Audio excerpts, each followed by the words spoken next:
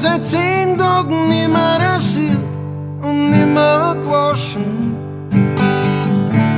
Und ich hab nix wie die Flaschen rum in der Manteltaschen.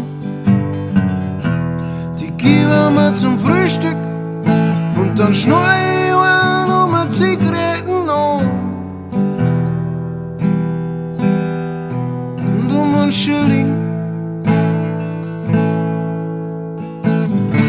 Die Leute kommen mir entgegen, wie eine Mauer kommen sie auf mich zu.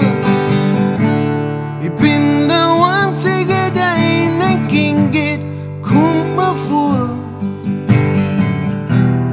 Aber ich reiß mich zusammen, mach beim ersten Schritt